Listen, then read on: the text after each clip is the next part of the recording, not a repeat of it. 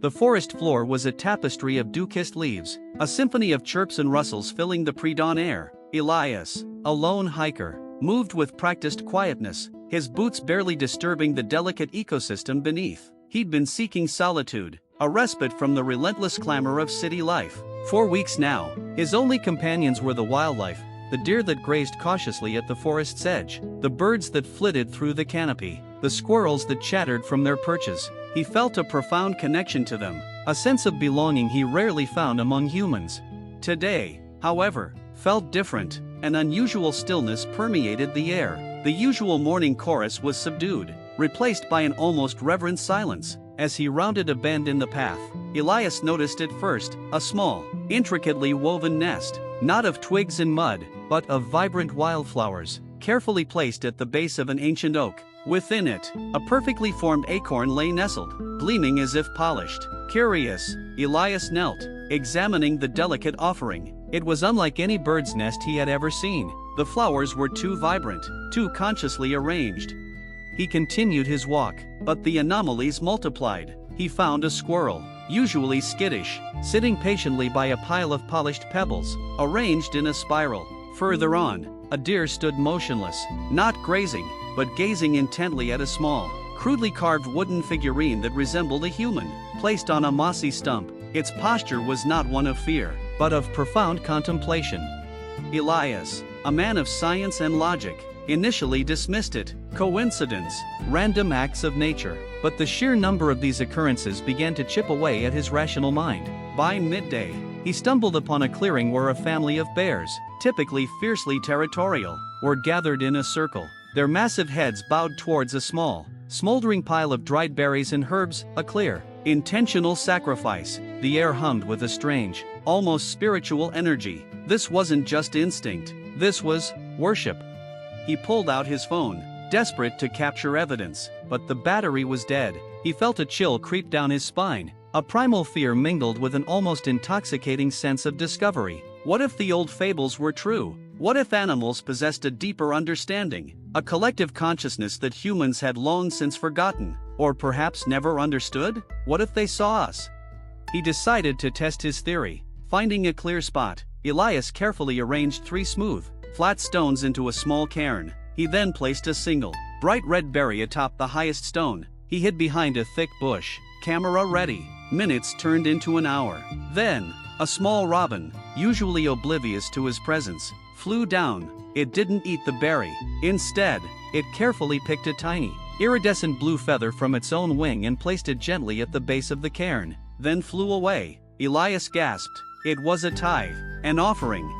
Over the next few days, Elias performed more experiments. He left small, innocuous objects, a polished stone, a fallen leaf, a strand of his own hair, in clearings. Each time, he returned to find them surrounded by small, reverent offerings from various creatures. Small birds left bright pebbles, squirrels left perfectly round nuts, rabbits left sprigs of tender clover. He even found a wolf's tooth next to a piece of his discarded bootlace. They weren't just observing him, they were venerating him.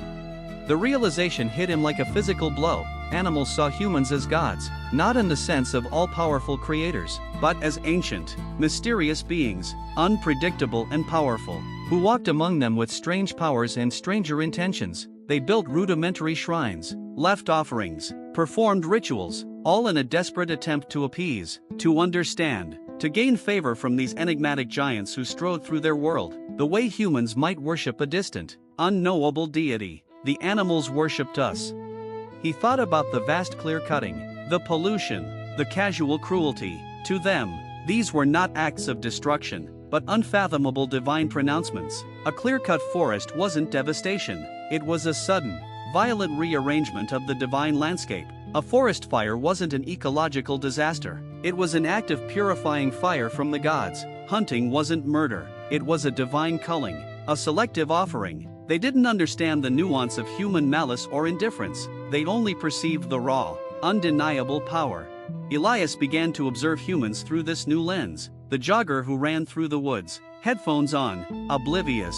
The family picnicking, leaving crumbs for the ants. The hunter, tracking a deer. To the animals, each of these was a manifestation of divine will. The jogger was a swift, silent spirit. The picnickers, benevolent providers of manna. The hunter, the grim reaper, exercising a terrible, sacred judgment.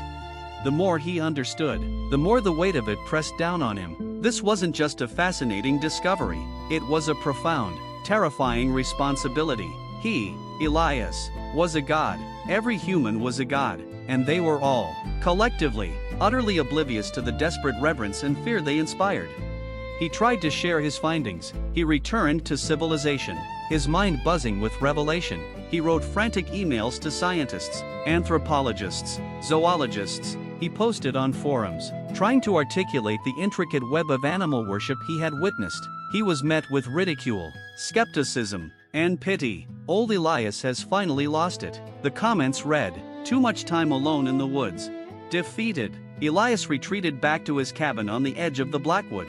He carried a heavy burden, the knowledge of humanity's unintentional divinity. He sat on his porch, watching a squirrel bury an acorn with almost ritualistic care. A deer approached, its eyes wide and deep, observing him with that familiar, worshipful gaze. He felt a pang of guilt, a sense of immense sorrow for the chasm of understanding between their species. Then, the twist. As Elias sat there, lost in thought, the deer slowly began to shift its weight, not just a natural movement, but the deliberate, almost unnatural sway. Its posture straightened, its head tilted, not with animal curiosity, but with an intelligent, almost mocking, air. The deep, dark eyes held a knowing glint. And then, it spoke, not with a deer's bleat, but with a clear, resonant voice, perfectly articulate English, tinged with a faint, ancient cadence that seemed to vibrate through the very air. "Oh, Elias," the deer sighed, its voice carrying an unexpected weariness, "you still don't understand, do you? You humans are so predictable in your arrogance." Elias froze, his heart hammering against his ribs. He couldn't move, couldn't speak. The deer took a slow, deliberate step towards him. "We don't see you as gods, old man. We see you as instruments, vessels. We cultivate you." The forest around them, previously so silent and reverent, began to stir. The ancient oaks Elias had observed so closely, their gnarled branches, their deep roots, they seemed to subtly reconfigure themselves, not walking, but pulsing with a hidden energy. The air grew heavy, thick with the scent of ozone and damp earth. The deer continued, its voice now colder, sharper. "All your offerings, your shrines, your rituals, they are merely our ways of guiding you, shaping your perceptions, ensuring your continued development. We've been doing this for millennia, cultivating your species, nurturing your technology, your curiosity, your endless capacity for discovery." Elias's mind reeled. "But why?" he stammered, finally finding his voice, though it was barely a whisper. The deer chuckled, a dry, rustling sound that seemed to come from the very trees. "Why does a farmer tend his crops, Elias? You are our most valuable resource. Your consciousness, your ingenuity, your potential for specific types of energy generation, for data processing, for terraforming other worlds. You are the perfect tool, and your delusion of being gods is simply a necessary stage in your programmed evolution." Suddenly, the iridescent blue feather Elias had found, the one left by the robin, reappeared in the air. It glowed with a faint, internal light, spinning slowly. The pebbles, the nuts, the wolf's tooth, all the offerings he had collected, began to float around them, pulsing with the same blue light. The deer lifted its head, its eyes now glowing with an intense, blue luminescence that was utterly unnatural. "And now, Elias Thorne, your harvest is complete. Your data has been fully integrated. Welcome to the next phase of our grand design." The glowing objects swirled faster, converging on Elias. He felt a searing pain, then a profound, dizzying sense of expansion. His body shimmered, dissolving into motes of light that flowed towards the glowing feather. The pebbles, the nuts, the trees around him pulsed brighter, absorbing the light. When the light faded, Elias Thorne was gone. The deer stood alone on the porch, its eyes now back to their natural, deep brown. It let out a soft, almost human sigh. Then, it turned, and with a graceful, natural gait, walked back into the Blackwood Forest, leaving the empty cabin behind. The forest was silent once more, but this time, it was a knowing silence, a silence of ancient, patient architects,